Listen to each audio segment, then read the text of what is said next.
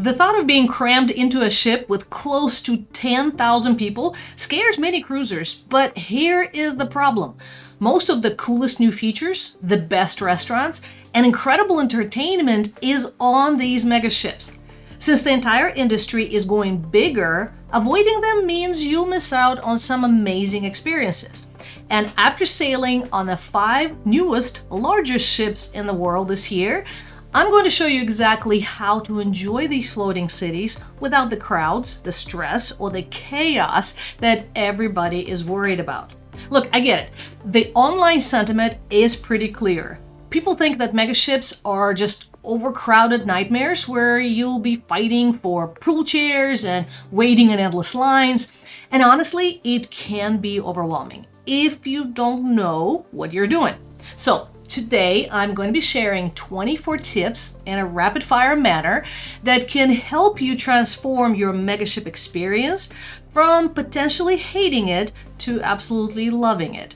And if you find this helpful, please make sure to hit that subscribe button because I test cruise ships to help you choose the best ones for you. So tip number 1 is when is the best time to book. And unlike all those last-minute deals for smaller ships that you may be used to, prices for newest mega ships usually only go up. We have many groups right now blocked on Icon, Star, and Legend, and we got them started over a year and a half before the sale dates. And since then, I've been watching those same cabins increase by thousands of dollars as the sailing date approached. These ships are in such high demand right now that cruise lines just have no incentive to drop prices. So if you want to go, just book it and then reprice it lower if the price drops before the final payment date. Now, one important tip here is not to pay off the full amount of the cruise too early. Once the cruise lines have your cash, they don't like to give any refunds, and so they will usually try to only give you onboard credit for that price difference. Tip number 2 is to be the first to board the ship. And the way you do that is by completing online check-in as soon as it opens. Early boarding slots disappear a lot faster on mega ships, and there'll be thousands of people all trying to get on one ship, and you want to be one of the first groups. So most cruise lines will tell you specifically when the check-in opens, and I know some people will say that arrival times are not enforced, but we have personally seen many people in later boarding groups having to wait in the terminal on several of our cruises over the last couple of years. So there are a couple of benefits to being the first on board, and I will go over them later in this video. Now let's talk about keeping costs under control because mega ships can get really expensive very fast. So tip number 3 is to save money by booking the new non-traditional cabin types. Now you know the drill on the smaller ships. You have the choice of interior, ocean view, balcony, and a suite. But on newer ships, there's so many more choices. For example, neighborhood balconies are cheaper than ocean view balconies, and we've stayed in pretty much every type of a balcony cabin available, and some do come with some bad trade-offs that I'll discuss in a minute. But so cheaper doesn't always mean better on these ships, but for many people, they allow them to have a balcony at a lot lower cost. Tip number 4 will help you save some money on onboard activities. We have saved hundreds by booking specialty dining and other packages during big sales like Black Friday sales. But here's what shocked us. Many things cost more on mega ships than on smaller ships. So we've seen anything from dinner prices to spa services cost more. So the key here is that if you're waiting for the prices to drop to what you're used to on the smaller ships, you might miss out on the best sales. Tip number 5 is to be really smart with those private island extras. And this really blew our minds. The exact same extra activities like the water park, the hideaway beach, the zip line at Coco Cay costs more if you book them from Icon class ships versus booking them from Freedom class ships on the same day. So it's like the cruise lines know that you're already paying premium, so you probably will pay more for everything else. So what we end up doing is we use more of those activities when we're sailing on smaller ships to the same island versus when we're on those mega ships. Tip number 6 has to do with the overpriced specialty snacks. most of these ships have these Instagram-worthy milkshakes or fancy specialty desserts that cost anywhere from $5 to $20. And we've tried them on multiple ships, and honestly, they look way better than they taste. And when there's so much incredible free food available, there's no reason to pay for these mediocre treats most of the time. Which brings me to the next set of tips. Here's how to actually get your money's worth from these expensive ships. So tip number 7 is reconsider unlimited dining packages. And this might be controversial, but hear me out. Mega ships have incredible included dining options that smaller ships just don't have. On Norwegian Aqua, I ate at the Indulge Food Hall almost every day, and it was restaurant quality food included in the cruise fare. On Icon class ships, you have the Aquadome Market, you have the Base Camp, El Loco Fresh, all free. MSC World America has some of the best pizza included, so there's really no reason to pay double for all your meals. You can still do a couple of specialty dining meals if you really want to, and then save a lot of money. Tip number 8 is to treat the ship as the destination. You're already paying premium prices for premium ships, so don't book a port-heavy itinerary and spend all of your time off the ship. It's like renting a Ferrari just to go to Walmart. We stayed on board during port days on both Icon and Star, and we enjoyed the water park with a lot shorter lines. On Norwegian Aqua, I was able to ride the Aqua Coaster several times on a port day, while on a sea day, the lines were just too long to even go twice. The best tip I can give for beating the crowds is to use onboard amenities to your advantage. I did a video a couple of months ago dispelling some of those myths of large ship versus small ship debate, and one of those myths has to do with the crowding issue on different size ships. Many people, when they go on a large ship, they'll pay hundreds of dollars for the casitas or cabanas, not because they really want them, but because they're so worried about the crowds and not having place to sit by the pool. So they overspend on these items needlessly. Meanwhile, we found plenty of comfortable, free seating with shade on every one of these mega ships.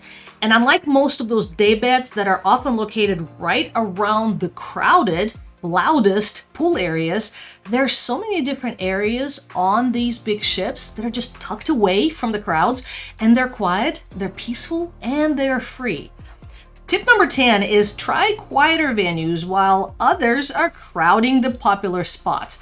When it comes to bars and entertainment, you have a choice. If you love to go have a great time in a busy venue like dueling pianos or a karaoke bar, you have that choice. But if you want a quieter atmosphere, every one of these megaships have quieter venues, like the Schooner Bar on Royal, or the Gin Project on World America, or the Whiskey Bar on Norwegian Aqua. Many of these ships have elegant wine bars and jazz bars. All of them still have fantastic service and talented entertainers, but with a lot less people. Now let's talk about one of the biggest advantages in megaships, and that is the food options. Tip number 11 is don't skip the main buffet on embarkation day. I know everybody says avoid the buffet at all costs on the first day, but many newer ships are different. They put out the premium selections on their buffets that may have steaks, seafood, and specialty dishes. The key is getting there before everybody else crams in there, or at least check out the buffet before deciding to go somewhere else, and that's where that early embarkation does help. Tip number 12 is to learn the coffee shop hierarchy for drink packages. Some coffee venues are included in your drink package and others are not going to be included, and it can get really confusing, especially if you're on a cruise line that you have not sailed with before. On MSC World America, that was our first MSC cruise, we kept getting sent to different coffee shops around to use the unlimited drink package. Tip number 13 is that specialty dining fills up faster on mega ships than small ships. More passengers basically means more demand for close to the same number of restaurant seats, and quite a few times we couldn't get dinner reservations at some restaurants because we waited too long to book. Lunch is usually wide open. Now let's talk about choosing your cabin strategically. Tip Tip number 14 is that you want to research neighborhoods and cabin types very carefully. Not all cabin locations and types are created equal on megaships.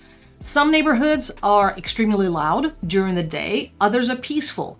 We made the mistake of staying near a family area on one ship, and it was like having a playground outside our balcony room from morning to night.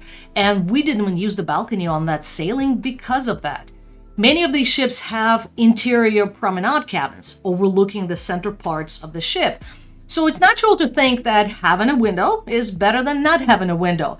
Until you end up on a ship that is holding loud parties until midnight every night, and you like to go to bed at 10 p.m. So the point is, doing your homework and choosing the right cabin is a lot more important on these newer megaships than on an older traditional smaller ship. Tip number 15 is even large ships can have motion. Now, I'm sure you've heard this before. These ships are so large, you'll never feel it move. Well, not always. Don't assume that bigger automatically means more stable. On our Star of the Seas cruise, we stayed in the aft balcony with gorgeous wake views on deck 14, which is the top deck at the very back of the ship. Well, Hurricane Erin was in the area, and the winds made that ship sway a lot. And you really feel that on the very back, top deck of the ship, even more. So always pack motion sickness medication, even if you've never needed it before, and choose your cabin really carefully if you're prone to motion sickness, even on these megaships. Here's how to actually enjoy the shows and entertainment that everybody is talking about. So tip number 16 has to do with show reservations. On Royal Caribbean megaships, you absolutely need to reserve your shows ahead of time. This usually opens up about 45 days or so before the cruise, but here's the thing, the cruise lines don't announce when reservations open. They just appear in the cruise planner. And the newer the ship is, the more unpredictable that opening schedule is. I do recommend signing up for the sailing group for your sailing on Facebook, because that's where everybody's going to be watching the same dates and people will be posting updates that something is opened up. Tip number 17 is to arrive 1 hour early for signature shows. Even with reservations, seating is first come, first serve. So for the hottest shows on the newest ships, we had to arrive an hour early, scope out the best spots, and then grab drinks in a nearby bar while we waited. On longer itineraries, there are more show times, which helps with this issue. On the shorter itineraries, if you have a 3 or 4 day, you really don't have much leeway or much flexibility on when the show is going to be available. Tip number 18 is to try matinee show times. The afternoon shows are a lot less crowded usually than the evening performances, so you get better seats, no rushing, and it frees up your evening for other activities. We actually caught the matinee of Back to the Future on Star of the Seas, and we had our pick of the seats. Tip number 19 is to learn the popular venues early on, because the most popular venues require early arrival, and it gets worse as the cruise progresses as more people discover them. So by day 4 on World America, people were lining up an hour before the dueling pianos opened just to get in and get a seat. So you want to plan accordingly. Here's the reality about pools on megaships, and this tip surprises many people, but even on these largest ships in the world, pools are really small. And it surprised us at first too, but it makes sense. Water weighs 8 pounds per gallon, and these ships can only handle so much weight on the upper decks. So the pools stay small by design, regardless of how big the ship is. So don't plan to have this leisurely swim in the pool just because you're going on a larger ship. Tip number 21 is to go to pools before 11 a.m. And this is crucial on the larger ships. After 11 is going to be a completely different scene. You can have the pool to yourself at 9 a.m., but by noon, it's going to be shoulder to shoulder. Tip number 22 is that adults-only areas may be limited and aren't always quiet. If you're coming from Oasis-class ships expecting a peaceful solarium, you might be disappointed. The Hideaway on Icon class is more of a beach club vibe, and it's definitely not quite relaxation. So know what you're getting into when you're booking these ships. Even if you don't have kids sailing with you, these tips do affect everybody. So tip number 23 is to hit the water slides or water activities immediately after boarding and expect a lot longer lines on sea days.